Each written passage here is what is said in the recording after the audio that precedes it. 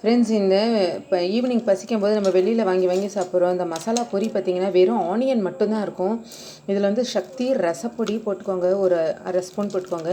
அப்புறம் வீட்லேயே க்ரஷ் பண்ண சில்லி காரம் உங்களுக்கு வேணும்னீங்கன்னா வீட்டிலே க்ரஷ் பண்ண சில்லி பவுடர் கொஞ்சம் போட்டுக்கோங்க. தூள் போட்டுறாதீங்க, ரொம்ப காரமாக இருக்கும். அப்புறம் தேங்காய் எண்ணெய் நல்ல கொஞ்சமாக தேங்காய் எண்ணெய் விட்டுருங்க, அப்போ தான் செம்ம வாசனையாக இருக்கும். ஆயிலெலாம் விட்டுறாதீங்க. லைட்டாக என்ன மாதிரி நிலக்கடலை பொட்டுக்கடலை இதெல்லாம் யூஸ் பண்ணிக்கோங்க. சக்தி ரசப்பொடி தான் செம்மையான ஒரு டேஸ்ட்டு. அந்த தேங்காய் எண்ணெய் வாசனையோடு தூக்கி கொடுக்கவும் பாருங்கள். கலந்து சாப்பிட்டுக்கிட்டே தோணும், சாப்பிட்டுக்கிட்டே இருக்க தோணும். ரொம்ப வந்து உடம்புக்கும் ரொம்ப ஹெல்தி, நல்லது.